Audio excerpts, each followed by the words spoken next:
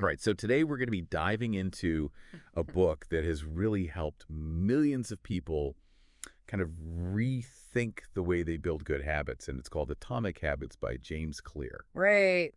And it's really become It has. it's become like a phenomenon, and I think for good reason. Yeah. We're not going to be talking to James Clear directly today, but we are drawing on a recent podcast interview that he did. Okay. So you're getting the freshest insights.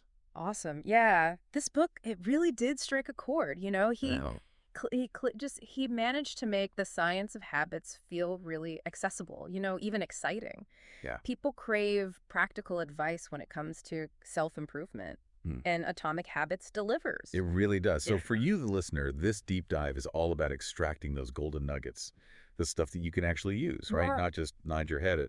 Yeah. So my first question, what is an atomic habit anyway? I mean, I get the tiny changes idea, Sure. but is there more Yeah. to it?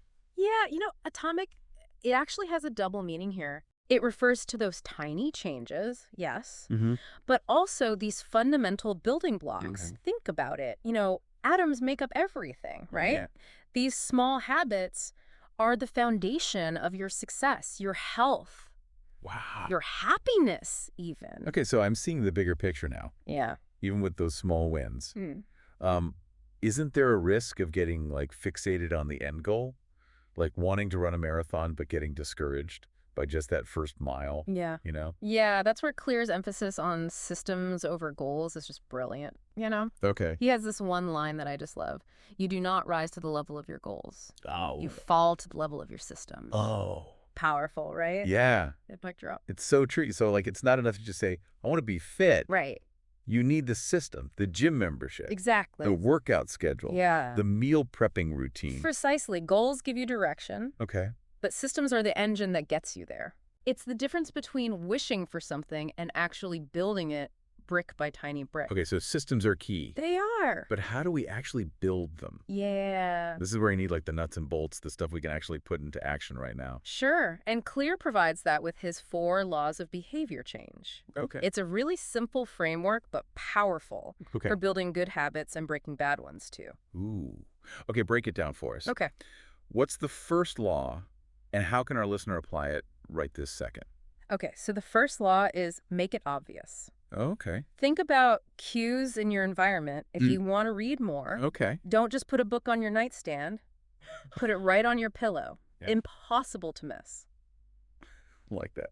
Yeah, James Clear talked about this actually in the podcast we mentioned. Really? How even he uses this trick. Okay, that's actionable. Yeah. I can see how that simple change could make a difference. So, first law, visual cues. Yes. What's the second law about? All right, so the second law is make it attractive. Okay. We're far more likely to stick with a habit if we enjoy it. Right. This isn't about forcing yourself to do things that you hate. Mm-hmm. It's about finding ways to make the process genuinely appealing.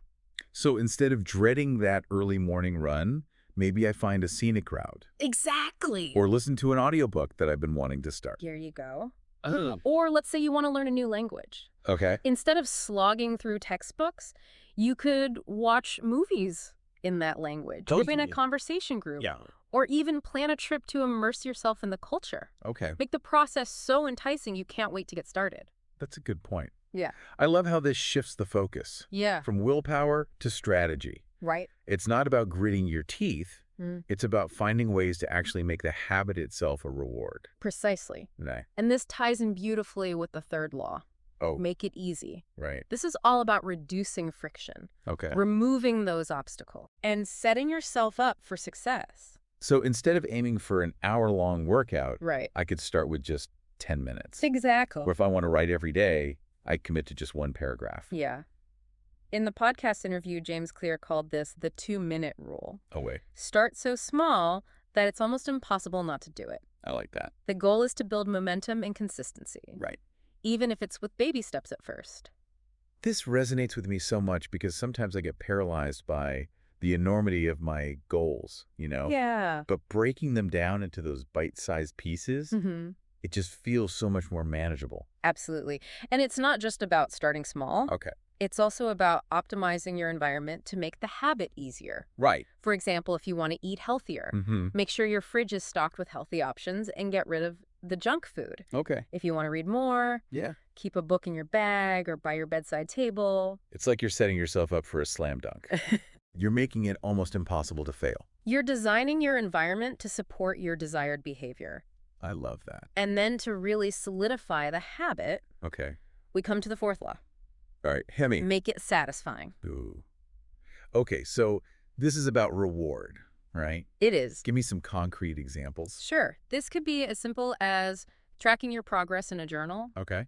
and feeling that sense of accomplishment as you see those little boxes filled in. All right, yeah. Or it could be treating yourself to something you enjoy Okay. after completing a certain number of workouts. Right. James Clear talked about how rewarding yourself for consistency, not just the end goal, is key. Oh, that's interesting. Yeah. I've also heard of people using accountability partners or even creating little habit contracts with themselves to make sticking to their goals more satisfying. Those are great strategies. The point is to find what works for you, Yeah. what makes you feel good about the progress that you're making. Okay, so we've got the 4 laws down. Make it obvious. Right. Make it attractive. Make it easy. Make it satisfying. You got it. A powerful framework for building any habit. Right. But what about breaking bad ones? Yeah. Do these laws apply in reverse? They do. And it's just as effective. Really? Let's take a common one. Yeah. Mindlessly scrolling through social media. Oh. If we want to break that habit, Okay. we can use the inverted 4 laws. Okay. So to make it invisible, we could delete the apps from our phones, Oh. log out each time we use them, Okay. or even use website blockers. So instead of having that temptation Right. constantly staring us in the face, Right. we're removing it from our environment altogether. Out of sight, out of mind. Right. Exactly. Yeah. Then to make it unattractive, Okay. we could focus on the negative consequences Hmm. of excessive social media use, such as wasted time, Oh, yeah. decreased productivity, or even feelings of anxiety or comparison. Ugh. I know all about that. I find it helpful to actually write those negative consequences down Okay. and keep them somewhere visible as a reminder, I- like a little reality check before I go down that social media rabbit hole. That's a great strategy. Next, to make it difficult, we could put our phones in another room, Well, use app timers, Mhm. or even ask a friend to change our passwords for a set period. so you're basically increasing the friction, Right. making it less convenient to engage in the bad habit. It's like putting up roadblocks to temptation. Precisely. And finally, to make it unsatisfying, Okay. we could establish consequences for ourselves if we slip up. Oh, Like having to donate to a cause we disagree with or doing an unpleasant chore. it's amazing how simply flipping the script on those 4 laws can be just as effective for breaking bad habits as it is for building good ones.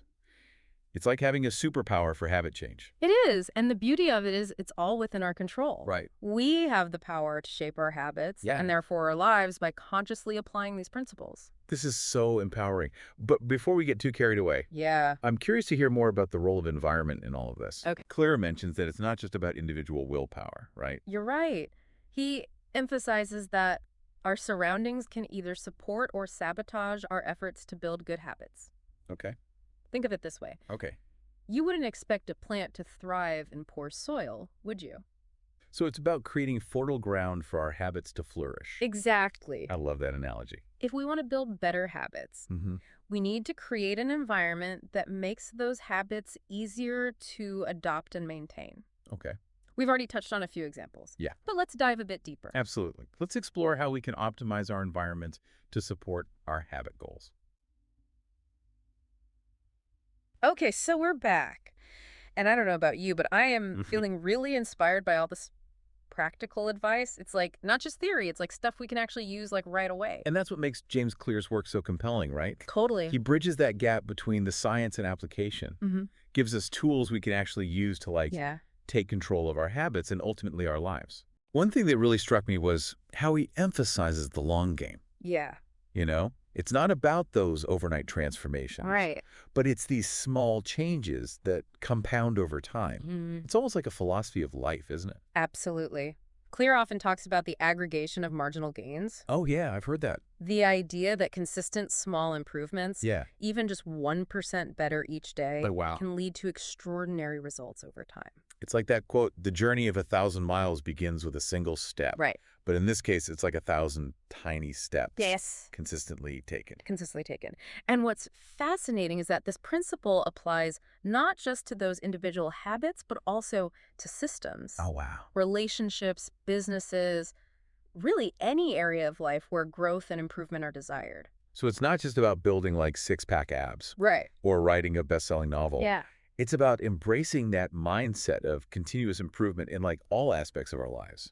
Exactly. And that brings us right back to the importance of those systems, Yeah. because it's the systems we create, those routines and structures Mhm. that enable us to make those small improvements consistently, Yeah. even when our motivation wanes. So it's like having a safety net for our good intentions. Yeah. Even when we slip up, Mm-hmm. the system is there to catch us and get us back on track. Precisely. Think about it like this. Okay.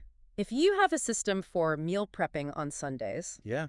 you're less likely to reach for that unhealthy takeout during the week, even when you're tired or stressed. Right. The system supports that healthy eating habit, regardless of your willpower. It's like automating our good decisions, Yeah. setting ourselves up for success even when we're not at our best. Exactly. I'm curious, in that podcast interview we mentioned, Yeah. did James Clear have any tips for people who might be struggling to create those systems? He did. One thing he emphasized was the importance of starting small Okay. and focusing on one habit at a time. Trying to overhaul your entire life overnight, Yeah, that's a recipe for overwhelm and burnout. definitely. Instead, choose one small habit you want to build, Mm-hmm. create a system around it, Okay. master it, Yeah. and then move on to the next one. It's like building a house brick by brick. Exactly. You wouldn't try to build the roof before you lay the foundation. You wouldn't.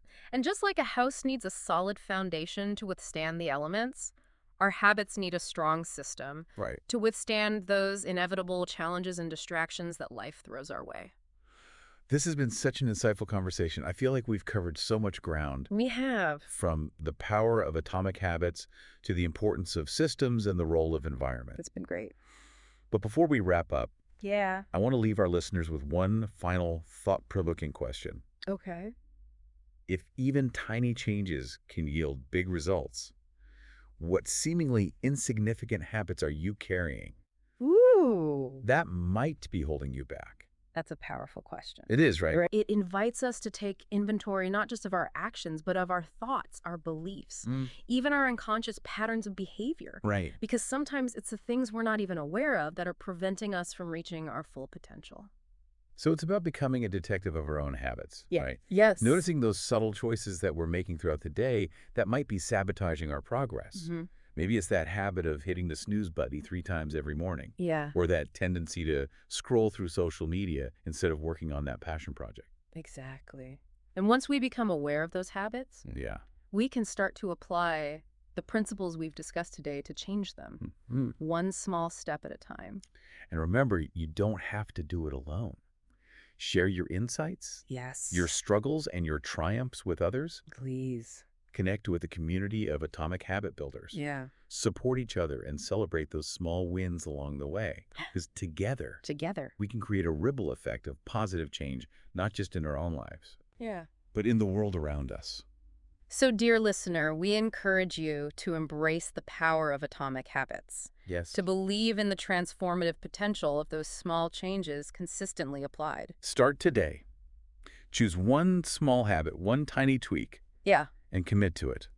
Do it. You might be amazed by the extraordinary results that unfold. Until next time, keep building those atomic habits. And keep diving deep.